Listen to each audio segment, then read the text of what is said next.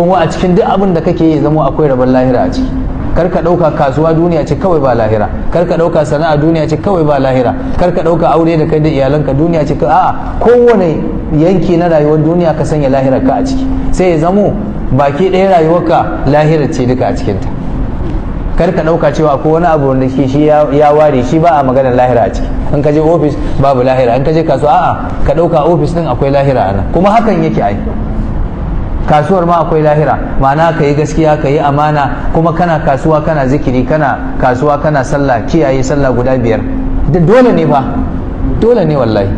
Kar ka ɗauka don kana zuwa ofis ba za ka iya sallah 5 a cikin jam'i ba, sai ka rika yi a cikin ofis da sallayar ka ce masha Allah kai mutumin kirki ne, za ka yi sallah a ofis kullum, a zahar da la'asar zai cin maka a ofis, amma a ofis za ka yi, ba za ka je jam'i ba. Wannan ba uzuri ba ne.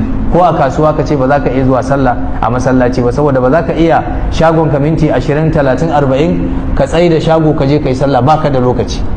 To ba ka da lokaci ba za ka gane ba sai ka tafi lahira, za ka san cewa rayuwar duniya ai kankanuwa ce, kuma a cikin kankanin nan ake tsorutar, ake guzurin abin da za a je lahira da shi.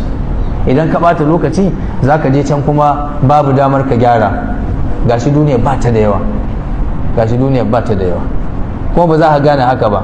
Kullum idan mun duba muka kalli kawunan mu sai mu ga yanzu fa wai mun yi rayuwa da yawa fa, ashe fa mun yi rayuwa da yawa.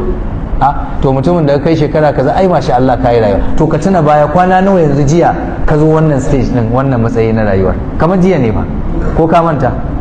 Kamar jiya kana matashi, kana dan kankani, kana tuna cewa kana yaro, musamman in ka kalli hoto ka ce kai kaga wannan lokacin muna kaza fa, sannan ka ga lokacin kana, to yanzu ka duba kuma yadda kake yanzu, da ba haka kake ba. To kuma gobe kaɗan za ka yi mamaki ka ganka shi kenan kuma tafiya ta yi tafiya, kai ma da kanka jira kake, ba yadda za ka yi, kasan cewa ko yanzu ne ko an jima dole sai ka tafi, tun baka yadda cewa mutuwar lokacin ta bane har za ka yadda. To kuma sai ka yi mamaki, duk wanda yake da shekara 60 70 80 ka tambaye shi jiya sai ce wallahi kamar ba yawa, kamar jiya muka yi abin nan, amma gashi yanzu ana magana 60 70 80 sun tafi shekaru.